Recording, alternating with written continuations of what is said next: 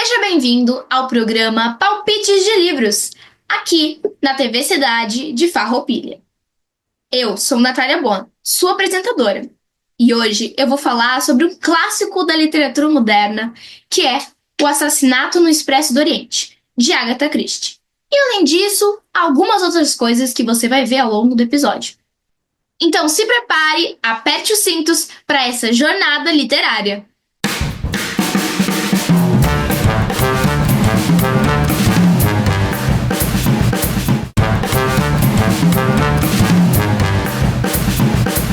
Antes de falarmos do livro do episódio, vamos nos deleitar com as palavras do livro O Louco, de Khalil Gibran. Isso aqui é um trecho logo do início do livro, que fala sobre como o louco se tornou louco. Encontrei tanto liberdade quanto segurança em minha loucura. A liberdade da solidão e a segurança de não ser compreendido, pois quem nos compreende escraviza algo em nós. Quando eu li essa frase, eu falei, nossa, que genial, porque eu concordo muito com ela. Quando alguém nos entende, ou acredita que nos entende, ela coloca uma máxima na gente, ela coloca uma expectativa na gente, um limite ali na gente do que ela acredita que a gente é.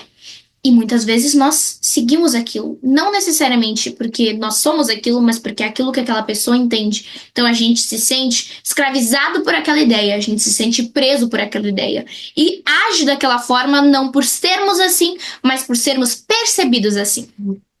E que realmente mostra que é uma segurança não ser compreendido. Claro, a gente não está discutindo aqui que da parte importante do ser compreendido, mas que essa questão é realmente um fato. Existe em parte, uma coisa boa em não ser compreendido, porque aí a gente está preso somente à nossa opinião, às nossas vontades, ao que a gente acredita que a gente é, e não naquilo que o outro vê na gente.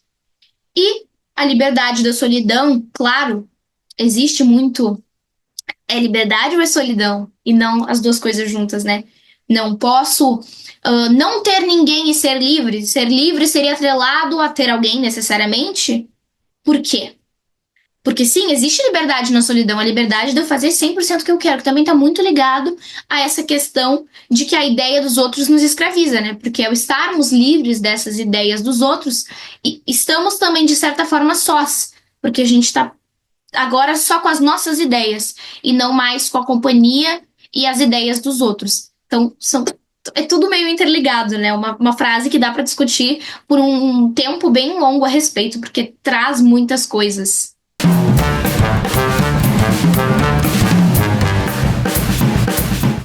O livro do episódio de hoje, como já dito, é O Assassinato no Expresso do Oriente, de Agatha Christie.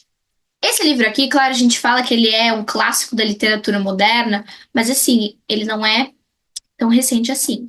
Ele é de 1934. Então, a modernidade não é necessariamente agora, neste momento, século XXI. Só para contextualizar. Mas, antes da gente falar de fato do livro em si que a Agatha Christie escreveu, eu acho que é muito importante falar sobre esse exemplar em específico, porque como vocês podem ver, ele já está bem amarelado pelo tempo. Aqui, inclusive, é um estilo de fonte que tem alguns, mas é um estilo diferente. Acho que dá para perceber que esse livro não é novo.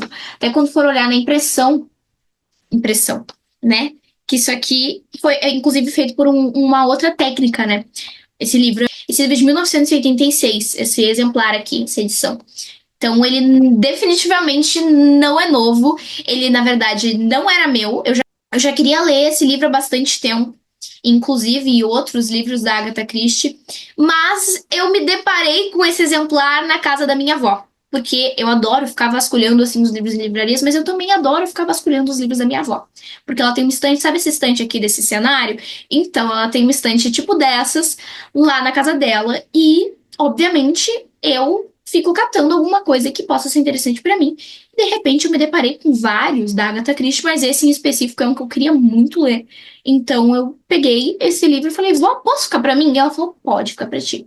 Então, cá está esse exemplar já histórico, se eu posso dizer, apesar de ele não ser tão antigo assim, que tá aqui não só em minhas mãos, mas agora dentro de mim, porque eu já li ele todo, então já sei a história.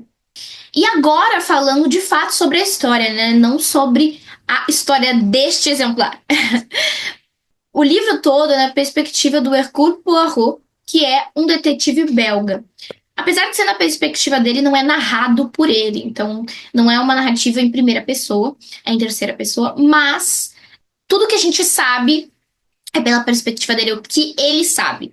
Então, ele que vai nos guiando nessa história, mesmo que não seja ele que conta ela pra gente. Ele estava em missão, viajando entre vários trens. E aí, ele acaba, numa dessas viagens, estando dentro do Expresso do Oriente, ficando preso ali, como todos dentro dele. É uma situação estranha, mas se torna mais ainda quando, depois que o trem volta a funcionar, se descobre que há um homem morto dentro daquele trem. E aí, como ele era um detetive, ele foi então escolhido para ajudar a solucionar aquilo. Ele foi escolhido justamente porque eles precisavam agir rápido, eles precisavam que logo fosse descoberto quem que era aquele assassino, porque aquele homem não tinha morrido de nada, ele tinha sido esfaqueado múltiplas vezes, então alguém havia o matado. E eles precisavam saber logo quem é que foi, porque até chegar no lugar que tinha a polícia, aquele assassino já ia ter fugido. Então eles precisavam que aquilo fosse solucionado enquanto eles ainda podiam controlar a situação. E quem melhor do que um detetive para ajudar nisso? Então ele começa a falar com os médicos, ele vê a cena no quarto, ele vai olhar lá, ele encontra alguns artefatos que também vão se tornar importantes na narrativa. Tem um limpador de cachimbo, tem um lenço, tem várias coisas ali que ele vai pegando pequenos detalhes. Ai, mas isso aqui estava dentro da roupa dele num bolso. Por que que tá amassado? Por que que o relógio tá quebrado dessa forma? Por que que o relógio está quebrado exatamente neste horário? Ele começa a analisar as pequenas coisinhas, pequenas e pequenas e pequenas e pequenas e grandes também, para conseguir entender e montar aquele caso. Porque primeiro ele pega as evidências, primeiro ele pega o estado que o corpo estava. Ele olha, nossa, ele tem múltiplas facadas. Ele tem facadas que com certeza foram feitas de uma forma muito violenta e facadas que são muito superficiais. Então, por que que tem momentos que a força foi usada de forma muito bruta e em outros não? E por que que numa hora parece que foram desferidos pelo lado direito e outros pelo lado esquerdo? Não tá fazendo sentido. E aí começa a ser discussão. Será que foi uma mulher muito raivosa que fez isso? E eles começam a falar, não, mas uma mulher não teria força pra fazer isso, só um homem. E aí, tá, mas será que uma mulher no momento de raiva não teria? E eles começam toda uma discussão a respeito de quem foi o assassino. E não tinha nenhum suspeito. Esse homem que havia sido morto era considerado como Rachel. Até este momento, porque há uma reviravolta a respeito disso. Mas esse homem era um americano, tinha um outro assistente que estava com ele, que o acompanhava para todos os lugares. Ele foi levado como suspeito por alguns momentos. Mas no final ali eles falaram: não, tá, realmente esse homem aqui nem tinha motivos para matar ele, então vamos conversar com as outras pessoas. E eles começam a conversar com outras pessoas. Ele, um amigo dele que tinha conseguido inclusive a cabine, uma cabine boa para ele, estava ali com ele nesse processo. O médico que olhou o homem morto, que fez toda a vistoria, e gente do operadores do trem, todo mundo ali investido nessa situação para descobrir o que realmente tinha acontecido. Eles entrevistam uma mulher russa, se não me engano era uma dama, uma princesa, mas é uma condessa, eu não me lembro agora exatamente o título que ela tinha, mas ela era muito importante. Eles iam lá e foram lá e falaram com ela, duvidando, né? Será que ela tem algum motivo? Ela é muito calada, ela é muito grossa. Não, ela não tem. Falaram com um homem que era muito bruto, tinha uma cara de mal, parecia ser muito ruim. Conversaram, vamos ver, será que ele não tem motivo para ter matado? Ele não tinha. Aí falaram com um homem que tinha estado no outro trem com o Poirot.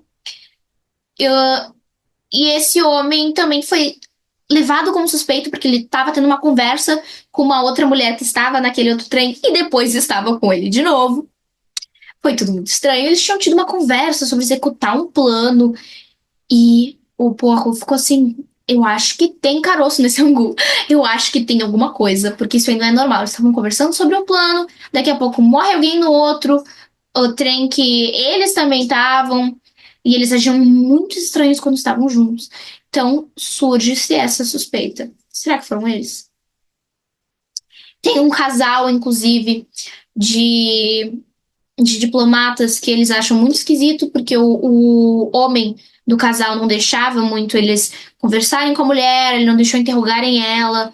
E aí eles já pensaram, será que não tem alguma coisa de errado pra ele não estar deixando falar com aquela mulher? E aí depois descobrem, o nome dela foi trocado. Tinha um H no início, mas o nome dela de verdade não tinha um H. Por que isso? Será que estão tentando desviar a atenção? Qual o motivo disso? E vai se indo, assim, eles vão investigando, investigando, só que cada vez mais tem menos motivos para as pessoas terem matado o homem. Porque eles fazem praticamente assim, passo a passo. Tá. Qual álibi? Qual seria a justificativa? Qual seria o motivo para não fazer? Qual que é a ligação dessas pessoas? E eles não encontravam ligação, eles não encontravam motivo, todo mundo tinha um álibi. O que era sem sentido nenhum. Porque como que isso teria acontecido? Só que entra um fato que faz, assim, a reviravolta acontecer. Aquele homem não era simplesmente um americano aleatório, um homem assim que, morreu. Né? Não tinha muito motivo para ter ele matado. Na realidade, ele era um criminoso que estava desaparecido, que era conhecido como Cassete. O que que ele tinha feito? Mais de uma vez, ele havia sequestrado crianças com uma gangue, ele tinha uma gangue que sequestrava crianças, pedia dinheiro por elas e muitas vezes acabava sumindo com as crianças de fato. Era uma coisa horrível. Só que tinha um caso principal, um caso assim que chocou o país, que depois disso ele sumiu, que foi de uma menina que ele sequestrou junto com essa gangue e a família dela ficou muito preocupada, era uma família assim renomada e tinha dinheiro e eles pagaram para soltar a menina, para trazer a menina de volta, que ela tinha 3, 4 anos. E mesmo assim, mesmo com pagamento, a criança foi morta. Isso foi a ruína da família. Toda a família e todos que estavam em volta ruíram junto. A mãe morreu, o pai morreu, uma babá morreu porque estava acusando que ela tinha ajudado no plano para darem a criança. Então, ela amava muito a criança também. Então, todo mundo ali que estava no entorno sofreu com essa tragédia. E aí, algumas peças começaram a fazer sentido. Porque algumas daquelas pessoas que estavam ali, que eram. Ah, não, mas ela trabalhava como dama de companhia. Ela trabalha como dama de companhia. Ela trabalhava como cozinheira. Ela trabalhava como babá. Ele trabalhava como motorista. Começam a fazer umas ligações e percebem um por um. Essa aqui, que era cozinheira, ela não era qualquer cozinheira. Ela era cozinheira da casa da família que teve a menina sequestrada. Esse motorista? Esse motorista era o motorista da família. Essa dama de companhia era a dama de companhia de lá. Essa aqui é uma irmã da mãe da mãe da menina. Todo mundo que estava naquele trem tinha alguma relação com o caso. Finalmente foi se entendido, então. Aquilo não era uma obra sem motivação. Ela tinha uma motivação muito grande. E todos aqueles que estavam naquele trem tinham sua mão nisso. Cada um deles havia se revezado à noite para dar uma facada nele. Então, na verdade, não era só para matar ele. Era para realmente se vingar. Porque ele acabou com a inocência daquela criança, ele acabou com a vida daquela criança e destruiu uma família e todos aqueles que estavam em volta. E eles deram um troco, destruindo ele e realmente acabando com aquilo que restava de seu corpo. E no final, que é assim um momento muito interessante, porque é um momento que quando eu estava lendo, eu falei: Meu Deus do céu, o que que está acontecendo aqui? Porque cada vez mais que ia revelando esse aqui, ele era isso aqui da família. Esse aqui tinha relação, esse aqui tinha relação. Eu fui, assim, a minha mente foi assim, faz sentido agora. Eu tenho que, inclusive, ler mais uma vez, sabendo agora que cada um dos personagens tinha uma relação com a família, porque eu acho que vai fazer mais sentido ainda. Porque depois que tu chega no final e tu vê tudo isso, tu já, tá, agora tudo faz sentido. Mas aí, lendo de novo, deve ser uma outra coisa. Mas aí, chega ali no final, descobriu tudo. E ele tá ali jogando assim um verde pra ver, né? Será que eles sacaram que eu já sei que foram todos eles? Será que eles já entenderam que eu já entendi o que aconteceu? E aí, ele fala, né? Eu acho que eu sei o que aconteceu. E ele dá duas opções. Ou todo mundo ali no trem tinha feito isso, ou, né, o assassino já tinha fugido, não tinha o que fazer. E decide-se então contar a história de que o assassino havia fugido, que nenhum deles havia feito nada. Porque aquele era o assassino de praticamente a família inteira, indiretamente, lá nos Estados Unidos. E aí vem a discussão muito forte sobre a ética e a moral na justiça, que vai ser a discussão do nosso próximo tópico.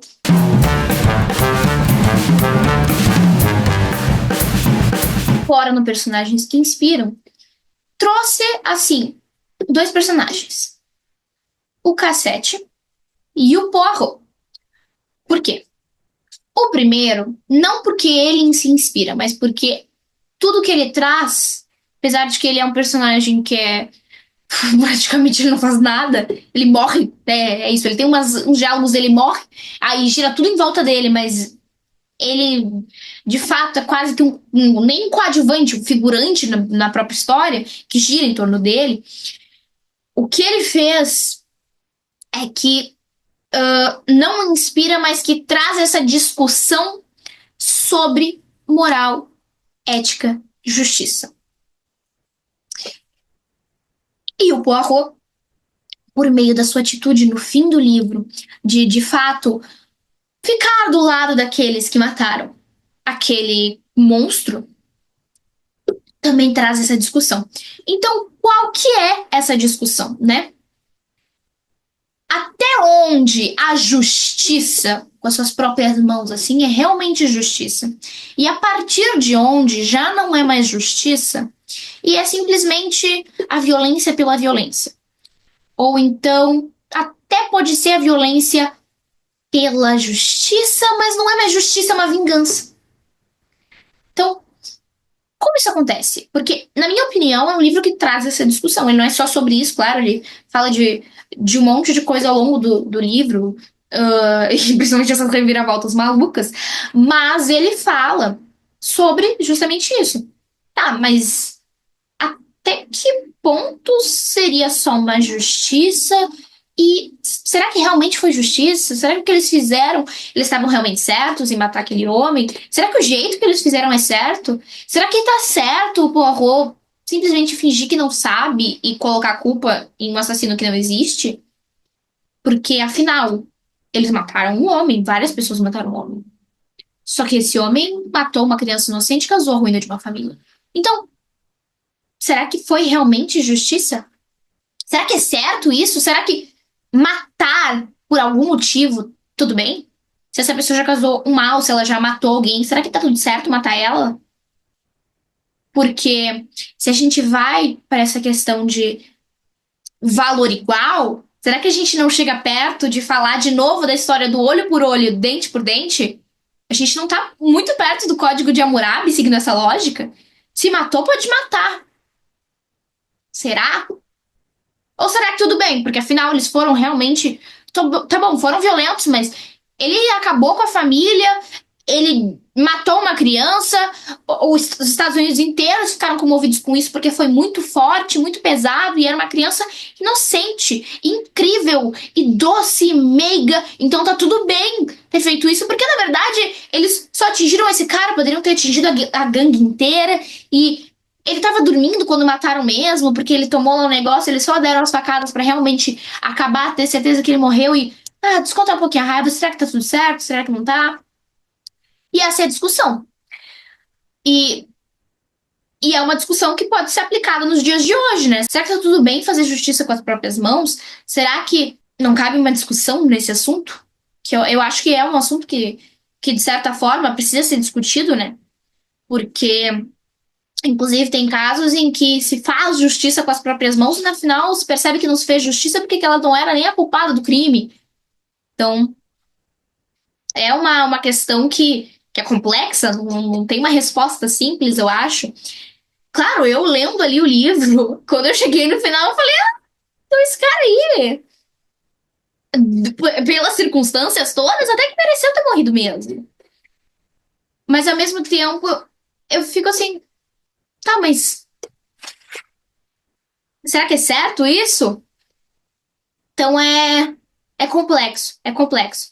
Mas eu entendo ficar do lado dos passageiros, porque, sinceramente, apesar de uma discussão necessária, e eu acho que, né, tudo tem um limite, violência não é o caminho. Eu acho que neste contexto, nesse livro, pelo menos no livro, eu fiquei do lado das pessoas, apesar de ter achado alguns deles muito irritantes. Tipo o casal. Bah, o cara o casal dos diplomatas, o homem, olha, não, eu achei ele muito irritante. Não, minha esposa não pode ir. Não, minha esposa não pode ir. Ai, desculpa, com licença. É a polícia. Não é bem a polícia, né? Mas é uma intimação para fazer. Você não está permitindo. Obstrução da lei, né? Mas, enfim. É realmente uma discussão importante, necessária e que acho que faz questionar, né, assim, os nossos valores. Porque se matar é errado, por que que se justifica quando é com alguém ruim, sabe? Vem essa discussão de por que que algumas coisas são ruins, mas em algum contexto elas podem ser boas. Então, assim, não boas, né, mas ok, serem toleráveis. Então, esse juízo de valor que muda de caso para caso. Será que isso está certo também? Então é uma discussão que, sinceramente, na minha opinião, não tem fim ainda. Então, para realmente chegar a uma conclusão, tem que ter um embasamento assim muito bom, sentar por horas e construir tudo isso. Mas eu acho que não necessariamente esse era o objetivo da Agatha Christie. Eu acho que ela queria, claro, trazer essa discussão, na minha opinião. Acho que ela queria trazer essa discussão de será que é certo, será que não é certo? Mas também trazer a parte do entretenimento, porque, sinceramente, um mistério é sempre incrível, eu adoro. E eu acho que é muito bem feito pela Agatha Christie. Então, é isso aí. Virando as páginas do nosso episódio, chegamos ao fim da edição de hoje. Mas calma, que a edição de hoje nós temos mais edições por vir aqui na TV Cidade de Farroupilha. Então, fique atento nas nossas redes sociais que estão aparecendo aí na tela para acompanhar os próximos episódios, quando vão sair e quais serão os próximos livros a serem abordados. Até logo!